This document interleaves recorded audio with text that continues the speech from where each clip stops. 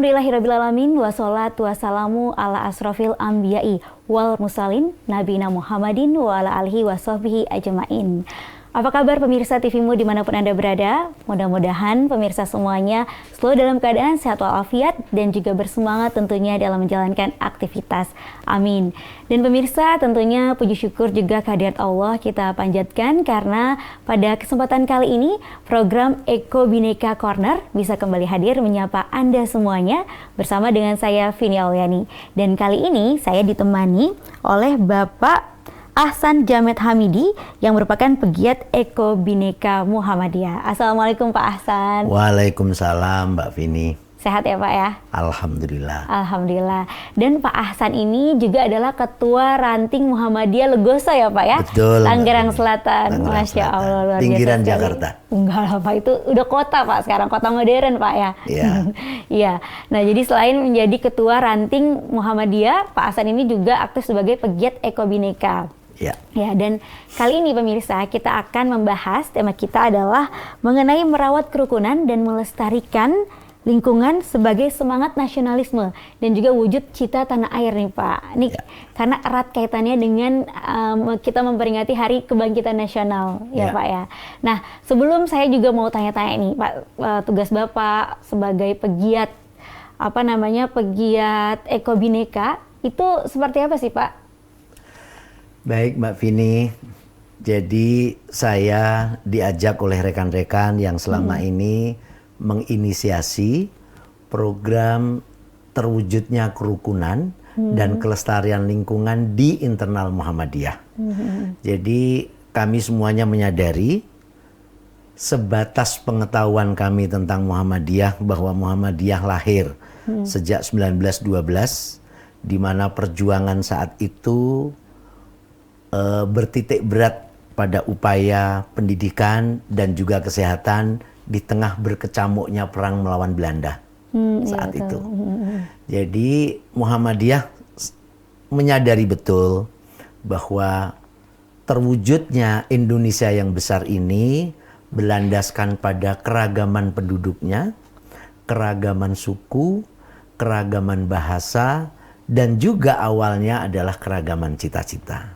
Betul. Nah, kesadaran ini mengantarkan kita pada satu upaya untuk terus menjaga Indonesia yang utuh di tengah keragaman warga negaranya yang berbeda-beda latar belakang agama, suku, warna kulit, dan juga rasnya. Rasnya, iya betul. Nah, dari sisi lingkungan, kita juga menyadari bahwa Indonesia yang sangat besar ini kaya akan sumber energi, kaya akan sumber daya alam, namun terus-menerus seiring dengan perkembangan zaman mengalami penyusutan. Ada satu bayangan yang menakutkan bahwa tahun 2050, 27 tahun lagi, kita akan mengalami krisis global yang sangat serius terkait dengan energi, sumber daya alam, pencemaran lingkungan, pencemaran udara, air, dan seterusnya. Inilah yang melatar belakangi gerakan kita di internal Muhammadiyah untuk satu, kita ingin melestarikan alam, ingin menjaga keseimbangan alam, namun juga upaya itu tidak boleh lepas dari menjaga kerukunan antar warga negara yang ada di Indonesia. Kira-kira latar belakangnya seperti itu. Latar belakang seperti itu ya, baik. Ya. Berarti itu memang erat kaitannya tadi dengan semangat untuk wujud cinta terhadap tanah air. Tadi kan untuk, apalagi dalam rangka kebangkitan nasional ini, menumbuhkan rasa nasionalisme gitu Pak ya, dari latar belakang tersebut. Nah berarti kira-kira apa nih yang bisa dilakukan untuk menumbuhkan semangat nasionalisme dan juga tadi cinta tanah air itu, tapi erat kaitannya dengan menjaga kerukunan dan juga upaya melestarikan lingkungan gitu. Baik. Hasan. Yang kami lakukan selama ini di 4 wilayah, ada di Surakarta, Banyuwangi, Maluku Utara, di Ternate, dan satu lagi di Pontianak. Ada program kita menyasar kepada anak-anak muda, generasi penerus, agar mereka memiliki kepekaan terhadap persoalan-persoalan ancaman lingkungan yang sangat serius. Persoalan energi, persoalan sampah, persoalan pengelolaan sumber daya alam, yang maraknya perkebunan sawit, maraknya penggunaan lahan yang habis-habisan untuk perumahan. Ini semuanya harus menjadi concern kita bersama untuk selalu berpikir seimbang. Kita berdialog dengan pemerintah, kita berdialog dengan pihak-pihak yang terkait, dengan para ulama, dengan para pemuka agama, bahwa persoalan ini adalah persoalan bersama.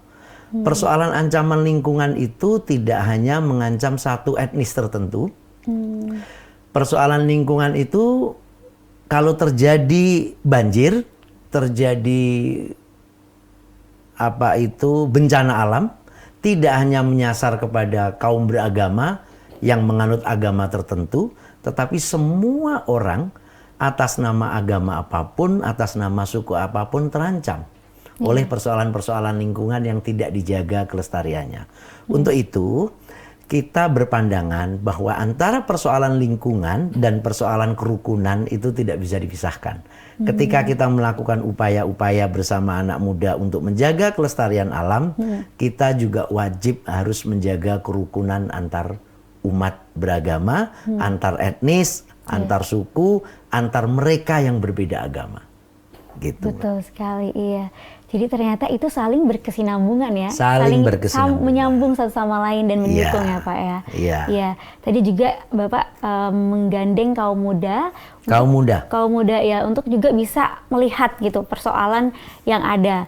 Seperti tadi banyak sekali kan sekarang pengolahan lahan, pembangunan rumah yang ternyata itu tidak ramah lingkungan. Betul. Gitu kan.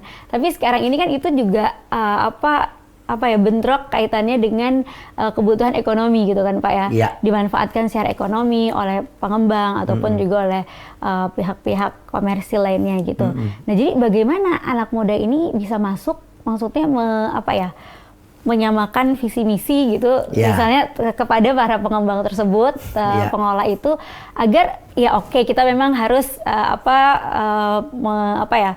mengembangkan ekonomi juga, ekonomi masyarakat. Tentunya kita kan juga tidak bisa lepas dari hal tersebut. Tapi juga yang ramah lingkungan nih, gitu. Gimana itu Pak?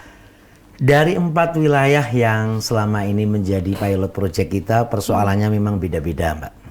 Di Ternate misalkan, persoalan utama yang dijumpai oleh kawan-kawan muda di sana adalah pengelolaan wilayah pesisir. Sampahnya yang luar biasa. Ancaman sumber air bersih juga sangat serius di sana. Karena Ternate kan pulau kecil, di mana ketersediaan air bersih juga terbatas. Ini yang menjadi keprihatinan anak-anak muda di sana. Kemudian kalau di Pontianak itu beda lagi. Selain persoalan air bersih juga pengelolaan sampah. Pengelolaan sampah yang ramah lingkungan ini juga menjadi persoalan serius. Masyarakat tidak boleh terus-menerus dibiarkan membakar sampah. Selain menimbulkan polusi udara, juga banyak dampak lain yang ditimbulkan dari pengelolaan sampah yang tidak ramah lingkungan. Ini juga menjadi persoalan serius. Di Surakarta pun demikian. Di Banyuwangi juga sama. Nah, persoalan kerukunan di 4 daerah ini juga hampir sama. Sama ya? Bahkan di Pontianak mereka punya trauma terhadap konflik antar etnis yang terjadi pada tahun 99. Kemudian di Ternate juga sama. Mereka kena imbas dari konflik Ambon pada tahun 99 tahun 2000. Sehingga masyarakat di sana lebih sensitif. Lebih merasakan bagaimana tidak enaknya ketika terjadi konflik.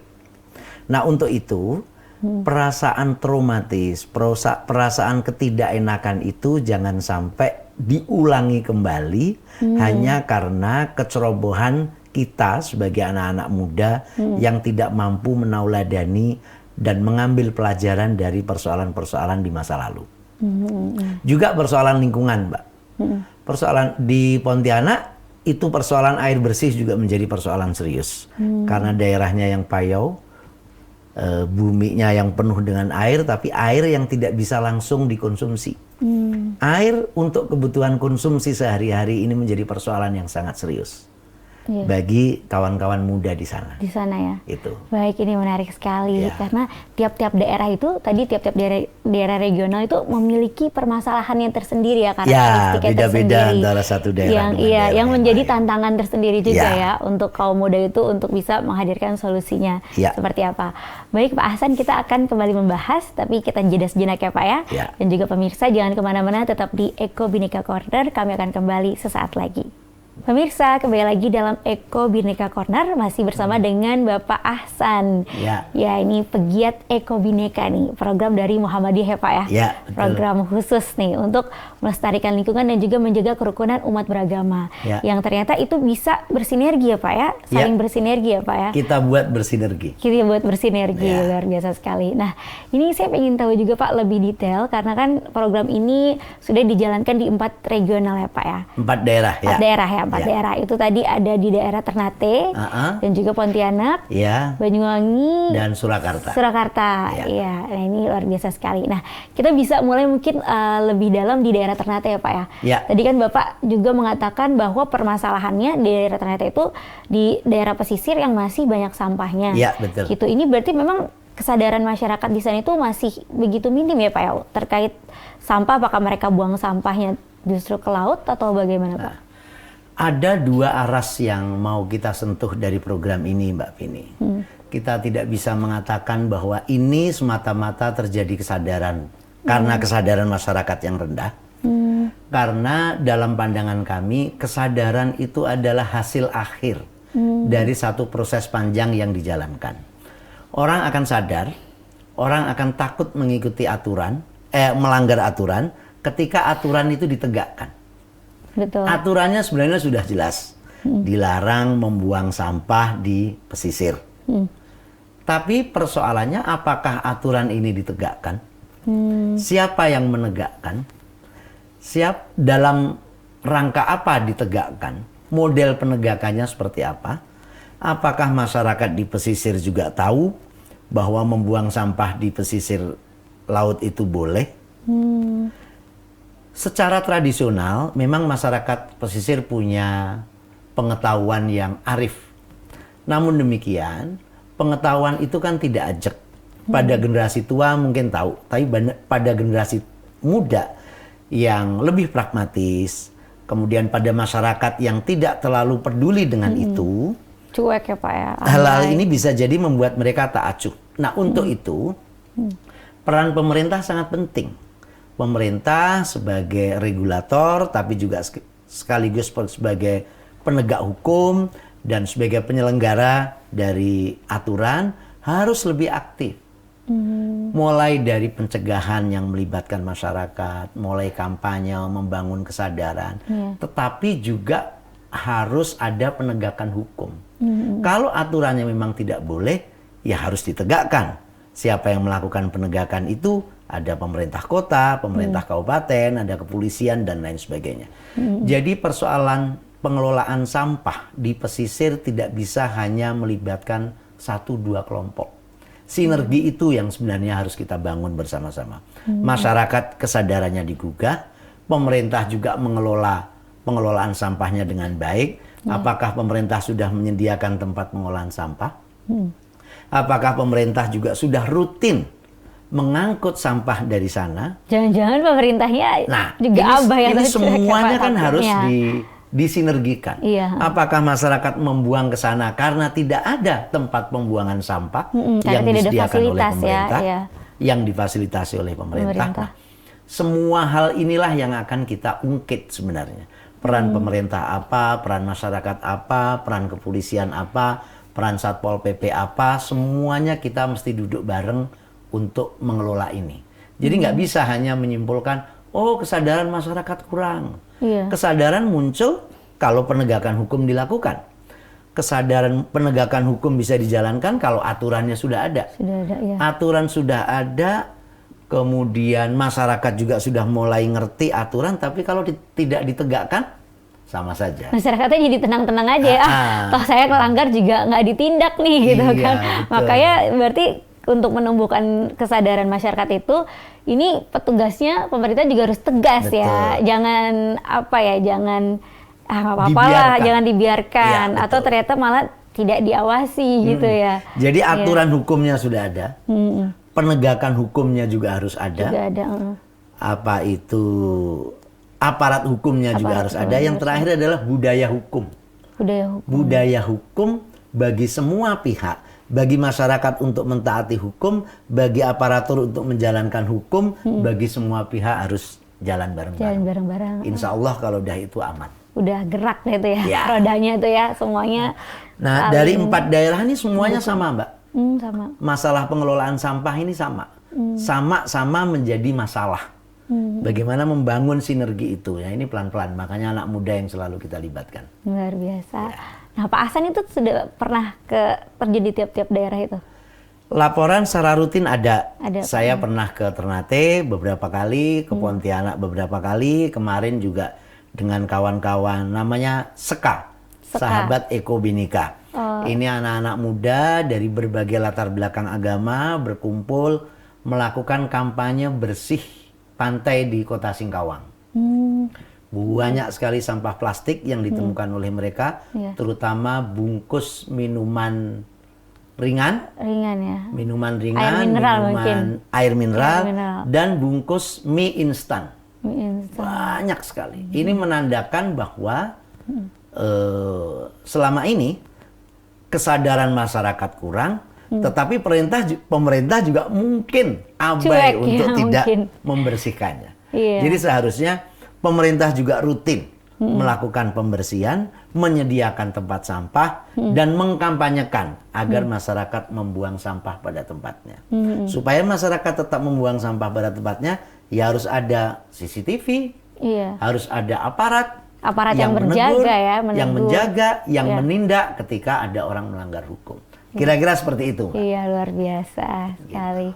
Nah, ini terus wujud kegiatan yang juga melibatkan banyak mungkin umat beragama untuk bisa memberikan kesadaran untuk kebersihan ini, menjaga kelestarian lingkungan. Itu seperti apa tuh? Kan hampir semua agama, kalau di agama kita ya, ada istilah an-nadzafatu minal iman, bahwa kebersihan itu bagian penting. Jadi indikator orang beriman itu kalau dalam Islam kan harus bersih. Ini kan satu prinsip. Manifestasi di lapangannya seperti apa? Inilah yang kita gugah dengan cara melibatkan tokoh-tokoh agama. Agar kita semuanya tetap ada pada koridor prinsip keagamaan yang benar untuk menjaga kelestarian alam, kebersihan secara lahir dan batin. Kalau sudah bersih, kita kan tidak hanya perlu bersih, tapi bersih dan suci. Bersih itu untuk lingkungan yang sifatnya di luar kita, kesucian itu untuk menyangkut lahir dan batin sehingga kita mampu melakukan ibadah dengan proper dengan sempurna. Baik, gitu. ya. Jadi itu juga melibatkan tokoh-tokoh agama ya. Jadi bicara soal lingkungan, bicara soal kerukunan tidak mungkin tidak melibatkan tokoh agama. Karena sejatinya sumber dari ajaran tentang kelestarian alam itu juga dari agama. Sumber dari kebersihan dan kesucian itu pasti dari agama. Betul. Dalam Islam bab pertama dalam ilmu fikih itu pasti at-thaharah, tentang kebersihan. Bersuci ya, Pak. Ini menandakan bahwa betapa pentingnya aspek kebersihan dalam Islam. Untuk itu tokoh agama dari semua organisasi keagamaan tidak boleh diabaikan. Ajaran-ajaran agama lain juga sangat concern dengan kebersihan itu ya. Baik. Jadi saling melengkapi saling satu melengkapi. sama lain itu luar biasa. Yaitu tadi pengalaman di Ternate. Kalau di Pontianak seperti apa, Pak? Ada yang menarikkah kasus lainnya gitu? Di Pontianak ini akhir-akhir ini ancaman banjir juga ada. Ancaman banjir ya, Pak. Anak-anak muda selalu diajak untuk melihat kenapa banjir ini terjadi. Kalau hanya menyalahkan hujan, sejak bumi ini ada, Allah sudah menciptakan hujan. Iya. Jadi kalau hujan sampai menimbulkan banjir, itu berarti ada masalah. Kita tidak boleh menyalahkan hujan. Karena air hujan itu sangat dibutuhkan untuk keseimbangan alam. Iya. Yang perlu kita identifikasi secara lebih jujur adalah kenapa air hujan tidak mampu tertampung dengan baik hingga kembali ke bumi. Iya. Kenapa air hujan tidak mampu mengalir di aliran-aliran yang seharusnya menjadi aliran sungai yang bersih? Iya. Jangan-jangan sungainya mampet. Jangan-jangan sungainya sudah didirikan bangunan. Jadi kita harus merefleksi. Hujan tidak boleh disalahkan karena hujan adalah fenomena alam. Gitu. Nah, hal yang lain adalah kebakaran hutan.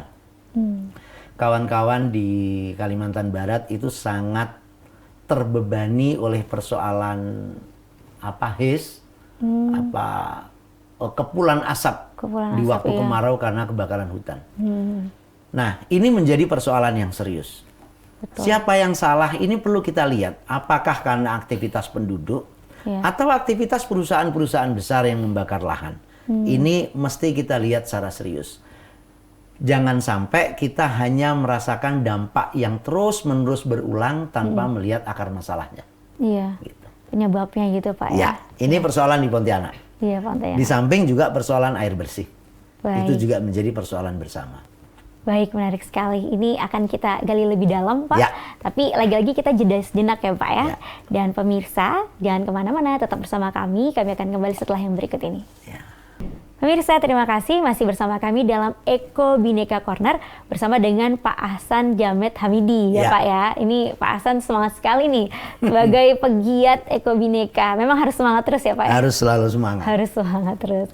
Ya baik, Pak Ahsan tadi sudah menjelaskan juga tentang permasalahan karakteristik yang ada di dua daerah, yaitu tadi Pontianak dan juga di Ternate ya Ternate, Pak ya? Ya. Nah ini kan kalau Pontianak, Ternate agak-agak daerah-daerah jauh ya Pak ya? Ya. Ya, nah kalau Banyuwangi kan ini masih deket ya, masih satu pulau lah ya sama kita, sama satu lagi juga di Solo atau Surakarta. Nah, ada apa perbedaan yang mencolokkah Pak, misalnya untuk di Banyuwangi gitu? Banyuwangi dan Solo, program ini dijalankan oleh kawan-kawan Nasihatul Aisyah. Oh, Nasihatul Aisyah. Nasihatul Aisyah sebenarnya. Ya. Jadi kalau yang di Pontianak dan Ternate dijalankan oleh kawan-kawan Muhammadiyah. Problem utamanya tidak jauh beda, terutama adalah soal pengelolaan sampah rumah tangga di Banyuwangi dan di Kota Solo. Soal aspek kerukunannya sama, kita hanya menjaga tidak terlalu ada ancaman yang serius di Solo maupun di Banyuwangi. Namun Solo, sebagaimana kita ketahui bahwa kota ini punya sejarah konflik yang panjang. Kita semuanya sama-sama tahu sejarah perjuangan dan perlawanan masyarakat Solo terhadap penjajah itu juga luar biasa. Banyuwangi itu punya tradisi kerukunan yang sangat baik. Itu yang perlu ditiru dan terus dilestarikan kepada daerah-daerah lain.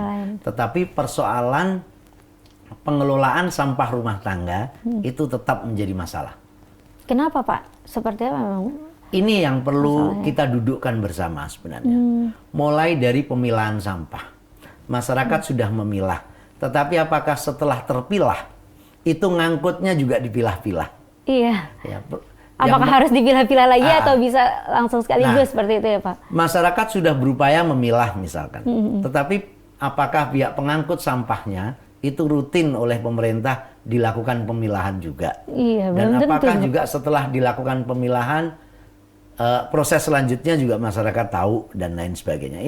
Ini persoalan-persoalan yang terus kita kampanyekan. Nah, anak-anak muda itu kan karena sasaran kita adalah anak muda. Selama ini memang mereka menganggap persoalan sampah ini persoalan para bapak-bapak dan ibu-ibu. Jadi mereka tidak terlalu peduli. Ini juga persoalan. Nah, ini juga persoalan karena anak-anak muda cenderung menganggap pengelolaan sampah itu urusan orang tua mereka. Nah, ini yang terus-menerus kita gugah kesadaran mereka bahwa ini adalah persoalan bersama. Mulai dari persoalan pemisahan dari awal ya. Mulai pengolahan hingga kesadaran untuk tidak menggunakan barang-barang tertentu secara berlebihan. Plastik misalkan, ya, Pak. Styrofoam misalkan. Nah, anak-anak muda sekarang alhamdulillah di daerah Banyuwangi dan di daerah Solo terus kita gugah para pelajar di sekolah-sekolah Muhammadiyah tidak menggunakan plastik secara berlebihan. Kenapa? Terus-menerus mereka mengkaji dan belajar bahwa plastik itu sekali digunakan, sampahnya bisa ratusan tahun untuk sampai bisa hancur. Iya Pak ya? Iya, kalau plastik kan bisa Lama ya dia lama terurainya sekali gitu. untuk bisa mengurai dan hancur. Dan untuk itu penggunaannya harus seminimal mungkin. Iya ditekan. Penggunaan kertas misalkan tidak boleh terlalu berlebihan, karena kertas itu asalnya dari kayu dan hutan kita akan terus-menerus makin menipis.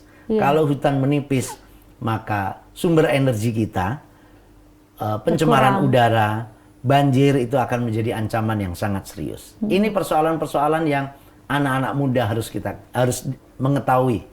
Dan ternyata jadi terbukti ya dengan diberikan literasi seperti itu, pengetahuan dan juga pendidikan mengenai pentingnya kesadaran untuk meminimalisir misalnya penggunaan plastik itu tadi bisa menekan ternyata Pak. Iya. Kenapa anak-anak muda? Karena generasi muda ini kalau mereka sudah terdidik, sudah tercerahkan, dia bisa menyasar ke orang tua. Anak-anak muda sekarang kan bisa mengkritik orang tua dengan pengetahuan mereka yang baik. Mereka juga mendidik rekan-rekan mereka sesama anak muda, juga mendidik adik-adiknya supaya lebih punya kesadaran. Iya betul. Jadi pas. Kalau mendidik orang-orang tua, maka belum tentu dia didengerin sama anak-anak muda. Tapi kalau mendidik anak muda, dia bisa ke atas, bisa ke bawah, bisa ke kanan, dan bisa ke kiri. Jadi semuanya dapat ya Pak? Semuanya dapat. Apalagi sekarang banyak influencer-influencer muda kan? Betul. Yang mereka tuh juga menyampaikannya dengan cara yang unik gitu, yang mudah diterima gitu ya, kreatif gitu. Iya, jadi akan lebih mudah untuk penerimaannya itu tadi ya. Baik. Nah, Bapak ketika terjun di sana dan juga ketika anak-anak muda itu juga berinteraksi dengan masyarakat, ada nggak sih ditemukan misalnya tantangan di sana gitu ataupun pengalaman yang lucu tapi juga ternyata ini berkesan gitu dan jadi nambah wawasan gitu? Ya, soal kerukunan saya mau cerita. Di Kalimantan Barat, di Pontianak, mereka anak-anak muda ini dikumpulkan oleh pengelola program ini di Pontianak, namanya Mbak Sinta Oktaviani. Dia mengumpulkan sekian ratus anak-anak muda untuk bersepeda bareng keliling ke tempat-tempat ibadah. Masuk ke masjid, masuk ke gereja, masuk ke pura gitu. Di sana berdialog, apa itu Islam, apa itu Katolik, apa itu agama Kristen gitu. Sambil minum, sambil ngopi gitu. Setelah aktivitas sepeda, kawan-kawan ini berakhir di sebuah gereja untuk tes kesehatan. Yang melakukan tes tuh anak-anak akper dari perguruan tinggi Aisyah. Anak-anak berjilbab, melakukan tensi, melakukan pengambilan darah di depan gereja. Di depan gereja. Di depan gereja, di altar gereja. Ini kan satu simbol yang sangat baik bahwa persoalan ibadah kita harus di tempat ibadah masing-masing. Sebagai orang Muslim, saya tentu beribadah di masjid. Sebagai orang Kristen di gereja dan seterusnya dan seterusnya. Tetapi persoalan sosial keseharian untuk mengatasi kolesterol yang tinggi, mengatasi asam urat, ini kan nggak mengenal agama. Siapapun punya persoalan dengan itu dan bisa diselesaikan dengan budaya hidup yang sehat, termasuk yang bersih, cinta lingkungan, itu memang menyasar pada semua kelompok agama. Iya, luar biasa. Jadi ini benar-benar contoh nyata toleransi ya Pak Contoh nyata dari kerukunan sebenarnya, upaya membangun kerukunan. Upaya membangun kerukunan beragama. Bahwa untuk urusan ibadah masing-masing, tapi kalau untuk urusan tadi sosial, apalagi sesuatu yang bermanfaat lah ya untuk semua orang gitu, itu bisa dilakukan siapa saja. Itu bisa dilakukan bersama-sama. Bersama-sama dan di mana aja ya tempatnya. Dan di mana saja. Iya, tadi dari anak-anak perawat Aisyah di depan gereja gitu ya. Betul. Jadi semakin erat gitu kerukunannya ya Pak ya. Luar biasa sekali. Itu salah satu pengalaman mungkin yang berkesan. Yang mengesankan itu. Selain itu juga menanam pohon kemarin. Baru-baru ini tuh Pak? Menanam pohon di samping keliling ke tempat ibadah. Kita juga aksi simboliknya menanam pohon di lahan-lahan yang kosong. Di lahan-lahan yang kosong itu. Luar biasa. Kalau di Solo Pak, ada nggak yang... Di Solo lebih banyak membangun kreativitas anak muda untuk kampanye. Oh, jadi lebih kampanye tadi untuk menggugah kesadaran sampah rumah tangga itu tadi ya Pak? Dan dalam setiap proses kegiatan itu dilakukan tidak hanya dari satu kelompok. Jadi kaum etnis Tionghoa juga terlibat, orang Jawa juga terlibat. Dengan latar belakang agama yang berbeda-beda, kumpul jadi satu, membuat kreativitas untuk melakukan kampanye demi kelestarian alam dan bumi. Jadi nggak ada sentimen antar etnis tertentu ya. Ini untuk semuanya mereka secara aja alamiah, gitu. Mbak Vini. Alamiah. Ketika membuat program kampanye, membuat konten kreatif, membuat brosur, dilakukan bareng-bareng, otomatis kan mereka saling mengenal. Akrab ya, saya akrab. Persoalan potensi konflik antar penganut agama itu sebenarnya adalah bukan persoalan perbedaan agama itu sendiri, tapi adalah persoalan-persoalan kepentingan yang gagal dikomunikasikan. Iya, Makanya betul. kita membangun ruang-ruang perjumpaan agar kesalahpahaman itu mudah teratasi kalau orang saling mengenal. Iya betul. Kayak kata pepatah kan, tak kenal maka tak sayang ya. Jadi, mengenal sebagai sesama makhluk Allah. Allah iya. Yang mungkin berbeda-beda agama, tetapi dalam urusan sosial dan urusan sehari-hari kan kita sama. Iya sama. Persoalan dagang, persoalan bisnis, persoalan kerja, mau nggak mau kan kita harus berbaur dengan orang lain tanpa membeda-bedakan agamanya apa. Tetapi persoalan ibadah, silahkan kita kembali kepada ajaran masing-masing dan kita harus saling menghormati, itu prinsipnya. Luar biasa, itu dia prinsipnya nih harus dicontoh nih Ya. oleh warga Muhammadiyah khususnya. Ya. Baik, Pak Hasan kita akan lanjutkan kembali, tapi kita lihat dulu nih Pak Hasan nih yang mau lewat berikut ini. Pemirsa, kembali lagi dalam Eko Bhinneka Corner dan masih juga bersama dengan Bapak Hasan nih, Pak. Ini menarik sekali, semangat untuk menumbuhkan rasa cinta tanah air dengan menjaga kerukunan umat beragama dan juga lewat kegiatan pelestarian lingkungan ya Pak Hasan ya. Nah, tadi kan di segmen-segmen sebelumnya Pak Hasan juga sudah menjelaskan nih, ada banyak program yang dilakukan di 4 daerah itu tadi ya. Nah, kira-kira ini ke depannya ada nggak program mungkin suatu program yang termasuk unggulan juga nih akan dilakukan gitu. Dan di mana nih kira-kira? Salah satu program impian kita adalah menerapkan program pengelolaan sampah di gedung ini. Di gedung ini? Di gedung pusat di dakwah PP Muhammadiyah, Pak. Ya. Oh, iya. Kami sudah melakukan audiensi dengan Pak Sekretaris Umum, Prof. Mukti, bahwa program Eko Bhinneka akan diterapkan di kandang sendiri. Baik. Jadi kita akan kerjasama dengan bagian rumah tangga gedung ini untuk memulai memilah-milah sampah sesuai dengan prinsip pengelolaan sampah yang benar. Kita juga akan didik para office person di kantor ini, bagian kebersihan, untuk mulai mengedukasi mereka bagaimana seharusnya sampah dikelola. Itu program prioritas di gedung ini. Luar biasa. Jadi langsung menyasar ke intinya nih Pak. Dari pimpinan pusatnya dulu, kantornya dulu. Betul. Untuk bisa termasuk pengelolaan sampah di kantor TV-mu. Iya. Wah, ini siap-siap nih nanti ya karyawan TV-mu nih. Untuk harus juga dibangun kesadarannya. Sebaiknya tidak makan pakai styrofoam. Jangan makan pakai tidak menggunakan plastik berlebihan dan seterusnya. Bisa dengan bawa tempat tumbler misalnya Pak ya. Tempat makan sendiri. Tempat makan sendiri. Seperti juga untuk pemilahan sampah itu misalnya buang tempat sampah yang sampah organik. Iya, betul. Ini sampah yang tadi pemilahan plastik, sampah intinya. Pemilihan sampah intinya. Itu kalau boleh tahu bocorannya mulai kapan jadi Pak? Insya Allah. Kira-kira. Direktur program ini itu Mbak Hening dan koordinatornya Mbak Tri akan segera memulai. Akan segera ya. Insya Allah minggu depan dan bulan depan harus sudah dimulai. Ini menjadi cita-cita bersama. Nggak mungkin kita menjalankan itu di tempat lain, sementara di sini sendiri nggak. Iya, kita harus dari diri kita sendiri juga ya, orang-orang terdekat kita. Termasuk juga apa itu penggunaan air. Penggunaan air kenapa bagaimana tuh, Pak? supaya tidak berlebihan gitu di masjid, jangan mubazir di ya. keran. Melihat keran bocor itu kan air bersihnya keluar terus. Sayang sekali. Matikan jadinya.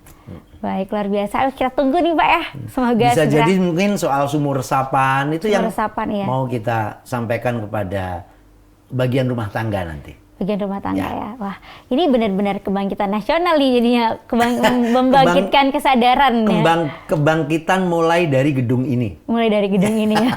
Amin. Dan nanti menyasar ke gedung-gedung wilayah lainnya. Ya, semoga. Semoga ya, amin.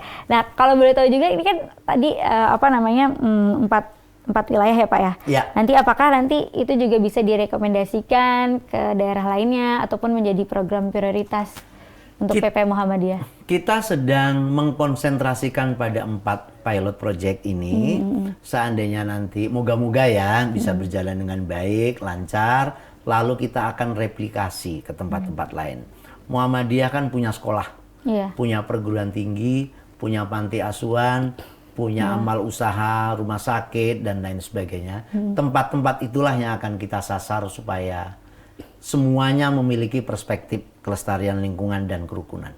Sekolah-sekolah Muhammadiyah itu tidak semuanya muridnya beragama Islam.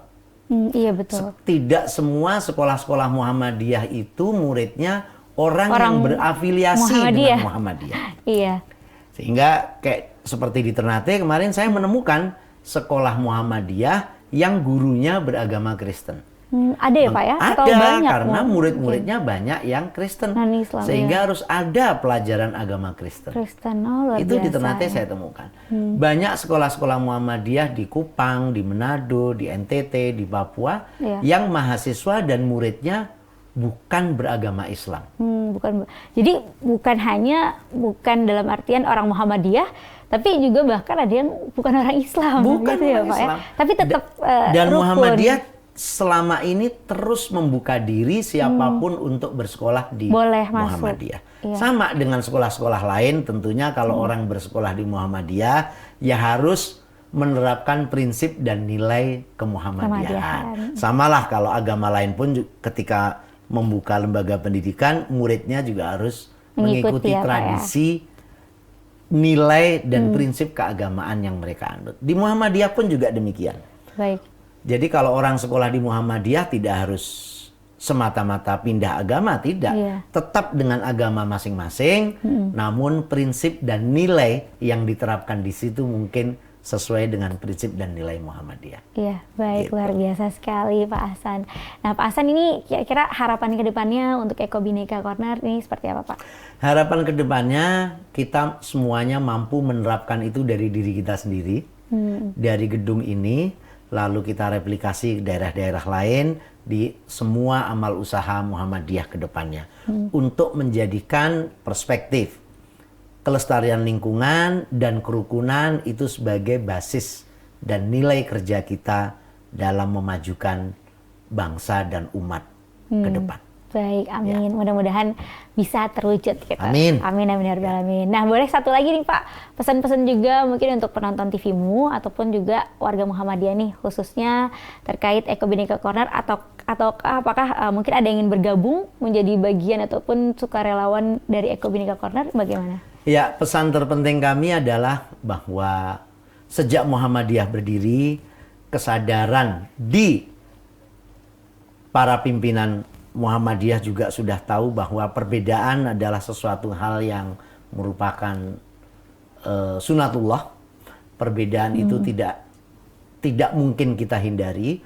Untuk itu penghormatan kita terhadap perbedaan kepada orang lain yang mungkin memiliki paham keagamaan yang beda, terhadap orang lain yang memiliki keyakinan yang berbeda, itu harus tetap menjadi prinsip hidup kita. Kita hanya menghormati. Termasuk menghormati hak orang lain dan hak kita untuk beribadah. Gitu. Jadi kalau Muhammadiyah menentukan apa itu awal Ramadan yang berbeda. Nah, ini biasanya suka meruncing awal Syawal yang berbeda itu adalah manifestasi dari prinsip perbedaan yang menjadi sunatullah. Gitu. Tidak ada kata lain kecuali kita menghormati. Dan tugas negara adalah memfasilitasi kemudahan warga negaranya dalam menjalankan ibadah. Yang kedua, persoalan lingkungan adalah persoalan kita bersama. Persoalan ancaman lingkungan itu tidak hanya menyasar kelompok agama tertentu, tetapi juga persoalan kita semuanya. Untuk itu, tanpa membeda-bedakan agama dan keyakinan serta organisasi keagamaan apa, masalah lingkungan harus menjadi concern kita bersama untuk menjaganya. Terima kasih. Baik, terima kasih Ya. sekali Bapak Ahsan. Ini luar biasa sekali. Ya. Banyak ilmu nih yang kita dapatkan. Ya, terima kasih, Mbak Vini. Ya, sama-sama. Mudah-mudahan ini pemirsa semuanya semakin tercerahkan ya Pak ya. Amin. Dan bermanfaat. Amin amin ya rabbal alamin. Sekali lagi terima kasih. Terima kasih. Ya. Baik pemirsa, alhamdulillah tadi kita sudah mendengarkan pemaparan dari Pak Ahsan selaku pegiat dari Eko Bhinneka, dan juga tidak terasa kita sudah sampai di penghujung acara kita. Saya Vini Auliani mengucapkan banyak terima kasih kepada Anda pemirsa, dan saya Vini Auliani bersama juga dengan Pak Ahsan serta seluruh rekan-rekan yang bertugas, kami mohon pamit undur diri. Jangan lupa untuk saksikan terus Eko Bhinneka Corner hanya di TVmu, TV Muhammadiyah. Akhir kata, nasrun minal wa fatun qarib wa basirul mukminin. Wassalamualaikum warahmatullahi wabarakatuh. Waalaikumsalam.